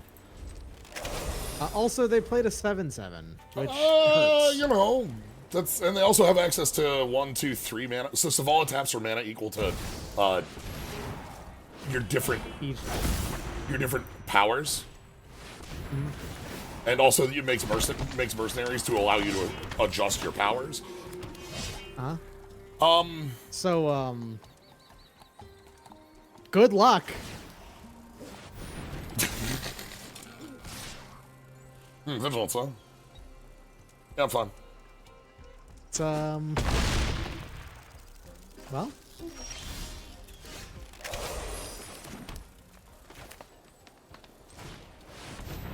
Choo-choo.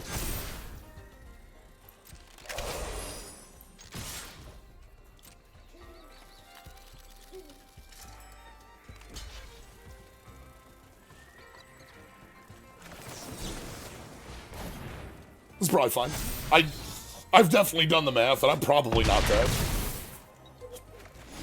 I say looking at like 26 power on the other board. yeah, you're very dead. Is it That's fine. Your opponent wins. Was it 26? Nice. Nice. Good quick math. Yeah, my brain knew.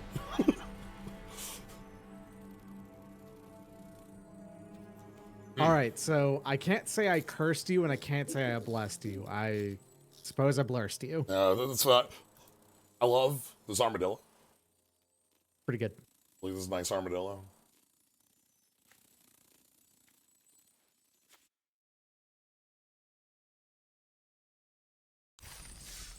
All right, 4-3. I'm fine with that. Yeah, 4 wins is still pretty solid. Yeah, that's 4 wins is your money back. It's 1,400 of the 1,500 back. So. And then the 3 packs are, Yes. technically they're worth more than 100, but if what you want to do is the actual experience of drafting, then the 3 packs don't matter. Yeah.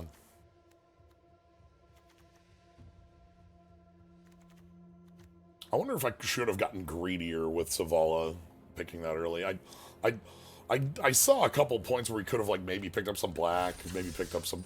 We had the choice of picking up that red horse, but Oh, the like doubler horse. the doubler horse. The one that We did have that as an option at one point. All right, let's.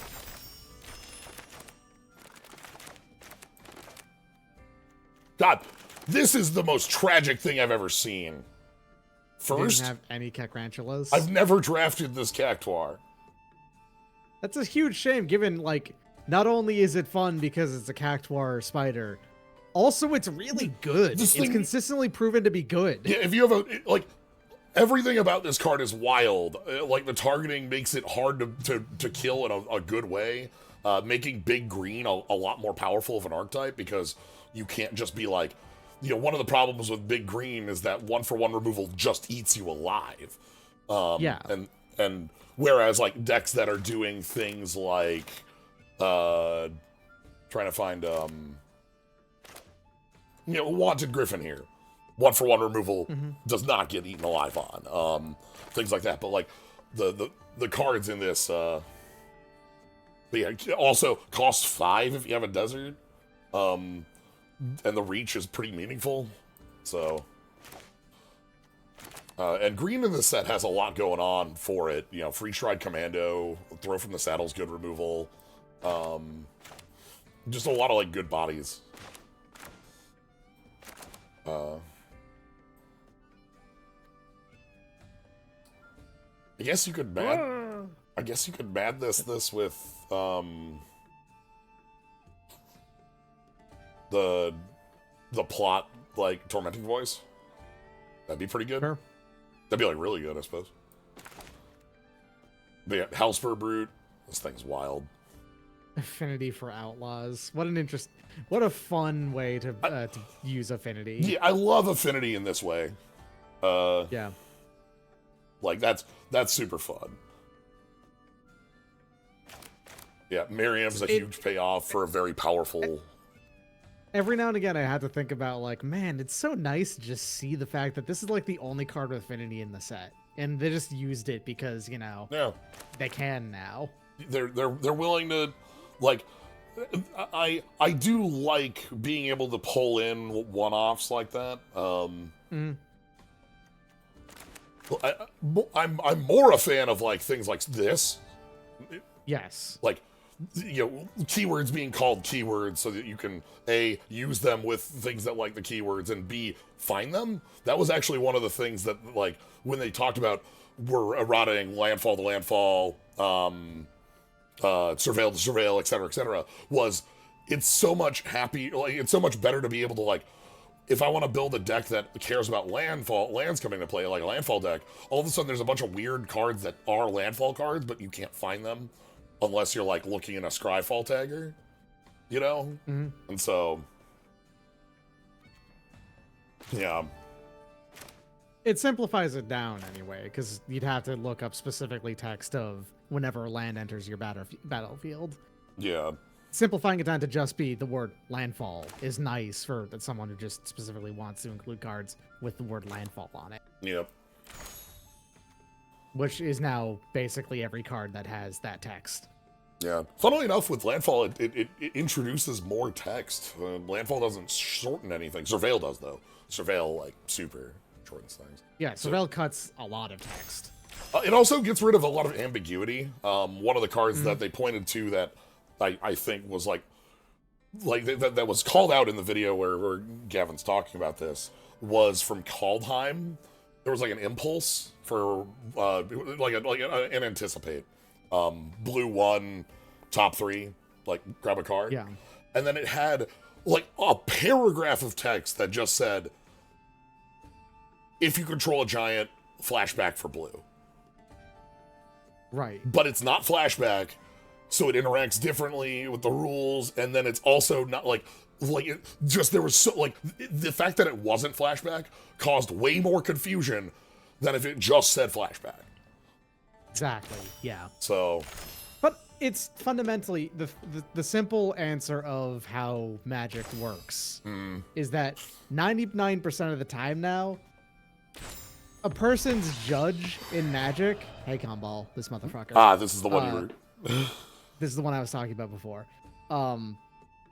Red plays this one because it is an Orzhov card that is a bleeder plan that is exactly counters every single one of our play styles. So I hope that Red has seen new Sorin. Probably. extort Soren. Yeah. But long and short of it, 99% of the time, people's judge that they're going to go to, and their first judge is just going to be gatherer.com. You know, like people that can just look that shit up online. So it's in a lot of ways, there's not really almost a justifiable reason why they can't have the keywords on anymore. Yeah, the reasoning was like in the year 2004, even 2014, that wasn't, you know, you weren't. Exactly. It makes sense back in the day. It's just not back in the day anymore. So. There are some spoilers for the new upcoming Modern Horizons set. Yeah, Modern Horizons 3. There are some flip walkers in that set that were spoiled with I saw like a campaign, but it's Ajani we already knew, and we already knew who they were, but it was Ajani we knew the card of, Tamio, Grist, oh god, Soren, and Ral. And they're all like very cheap creatures that flip on some condition, like Jace Nissa, like the ones in Origins. Mm-hmm. But yeah, the other thing with combo is that combo's like also like even without that first line of text is really strong. Like even if you didn't have that first line, the tokens just bleeding is very powerful. Yeah. Like that fucking Mirkwood bats, for instance, is proving itself to be extremely powerful. It's just some bats that make it so that you die when tokens happen. More Kellen joining up. Another card that this is the worst of the options, but every once in a while, and by every once in a while I mean like literally every set, I feel like another card shows up that makes Flip Tybalt like just smile. Because there are ways to play the backside for not 7 fortune. Yep. Tiny Bones joins up. We've seen Tiny Bones joins up as well. You know what the most expensive like normal card in the set is? Oh no, I don't. I took a look at this yesterday. I guess of the whole set, the most expensive card flat is the sword at like about $35. Mm-hmm. Sort of, I want to say Feast and Famine, but that's not right. Sort of protection from instant sorceries, right? Like it's, but Tiny Bones number 2, the most expensive card from the set. Sort of Wealth and Power. Wealth and Power, apparently. Thank you. Yeah, Tiny Bones is like $30. Neat. I mean, I'm for it. Yeah, I like Tiny Bones. Tiny Bones. It's fun. That's closely followed by the Bird Wizard with plot and +2/+0 when you cast a non-creature. Mm-hmm. Another joins up. That's 3 joins up. We are making a crew. This is extremely the okay, Malcolm. Welcome the Eyes. Malcolm's a really good card. Just like this is I adore Malcolm for being a simple design.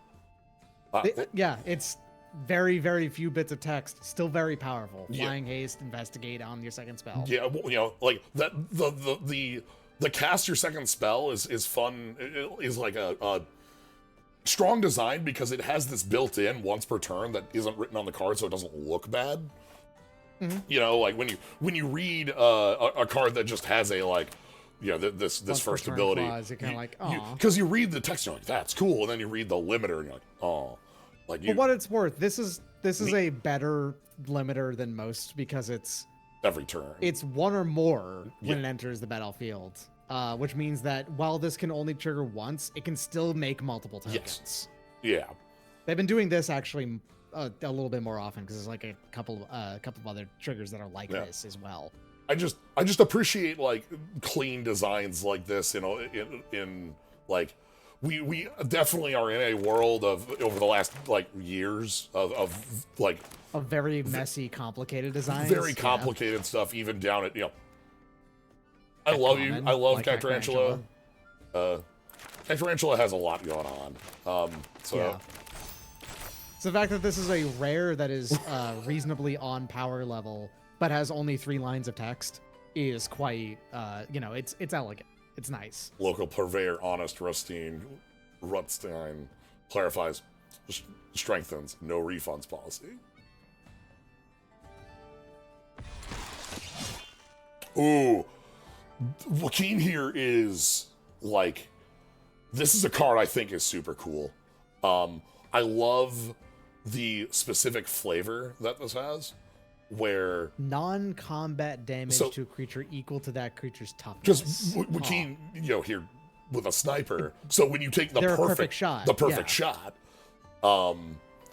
take the perfect shot, you draw, and then you can use the... You can aim. Yeah, you can... With the ability. Yeah. That can do some really wild combos. It's a source you control would deal damage. It's not the next time that source. It's just... deals that much damage. So if you have a repeated source... Goblin Sharpshooter is a funny one. And you can use that to, for instance, snipe. You can use that to draw a huge number of cards.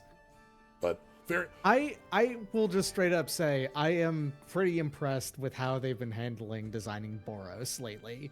Yeah. Boros used to be like the most brain dead color equipment combo. It's a cool equipment liker. Do you like equipment aura liker goes wide and does punching. I think that ever since probably Strixhaven, they've put a concerted amount of effort into thinking about what Boros can do that's not just that, and I think they've been doing a very good job of that. Yeah, and that is not to say that the equipment likers are not like strong cards. Those are still around. It's just that there's like 24 of them. Yeah, and they're doing them. They're still doing them too. It's not like that's completely gone. Kaldheim has one of the ones I like most, the very cheap dwarf. That's like, I think it's like equipped creatures get. It's something about equipped creatures and then token creatures, so that both of them get hit. Yeah. Oh, come on. Love the design on this. Being like Vamp Tutor or Draw 3 or Vamp Tutor plus Draw.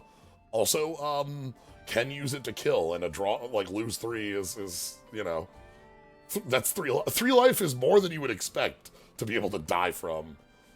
Yep.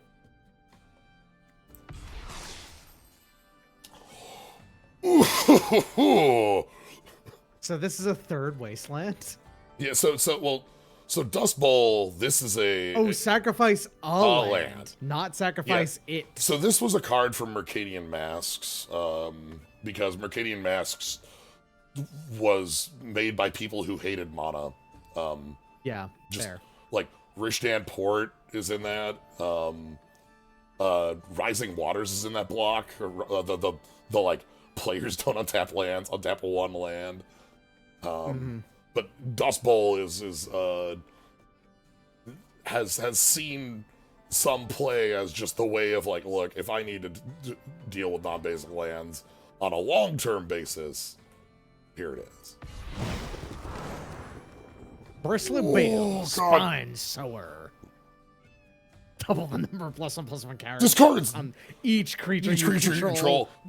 Man, this card is instantly like, you draft this, you lose the person playing this. I play this on 2 and go, hell. Like, it's even like Landfall. You play this on 2 and you get to 5, you win.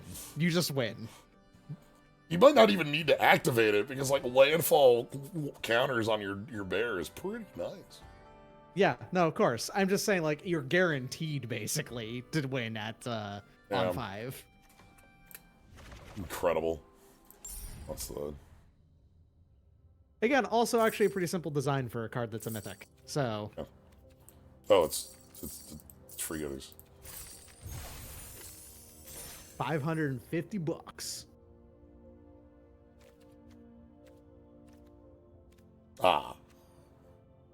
Theft. Oh, anyway, that was draft 2. Yeah, I've been having a lot of fun both playing and watching this environment. For one, again, one of the things that I've been like really high up on Wizards for design over the last few years is that like limited formats feel differently, even if limited formats like we have all ups and downs of them, things you might like or not like, because there's a lot of different ones that we've had. Nothing Mhm. feels like March of the Machine. Nothing feels like Lost Caverns. Nothing feels like Murders. As much as you may like or dislike what they do, the fact that they have a high variety to them, and this one, you can feel that there's a lot more of this like This does feel like a very different format, actually. Yeah, yeah like especially from Karlov Manor, it just yeah. feels like it has almost nothing to do with Karlov Manor. Right, coming off of like Land of 3 mana tutus into like big plots, big money, big damage. Yeah.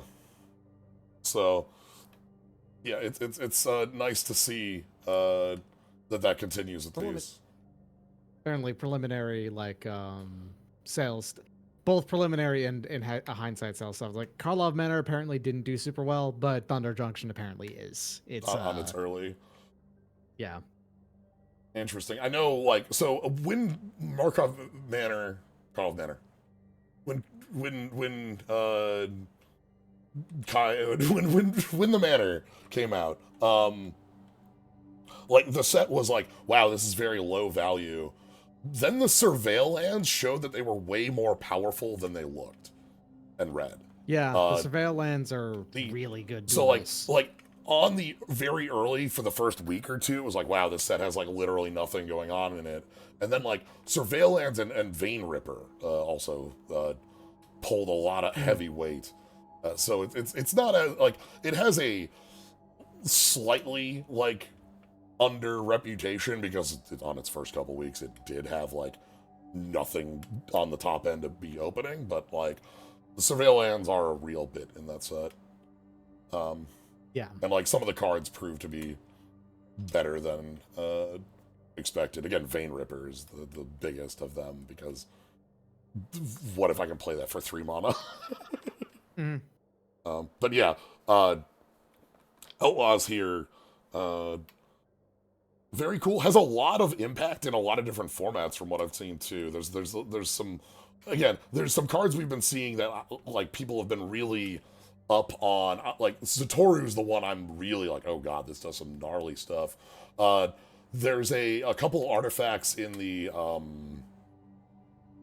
bonus sheet in particular that also are like really doing some wild stuff. One of them's a 3 mana artifact that like I think it surveils 2 or scries 2 on come to play, but it has the text when a 3 or higher mana artifact comes into play, make a Karnstruct. And I'm making this is the XX artifacts liking constructs. Yeah, the XX artifact liking the ones from Karn and Urza. Gotcha. Yeah. So That's why it said Karnstruct. yeah, Got it. Karnstruct. So you play that on 3, and then like a Frogmite and a Mirror Enforcer and a Thought Monitor fall out of your hand, and your opponent goes, ah, fuck, like it's great. So anyway, that's Thunder Junction. I'm gonna close things down.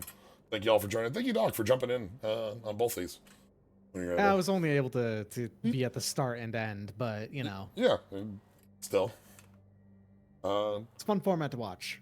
Yeah, thank you all for joining. Hope you had a fun time with this. If you want to catch more, you can always follow. So you want to go live. Generally, it's 7 Central weekdays. We got new Dragon Warrior Wednesdays. We started Dragon Quest 6 this week, so if you want to catch that, now's a good time to jump on for a new one there.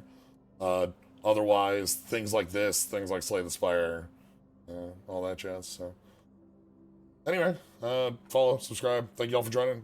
Have a good night, everybody.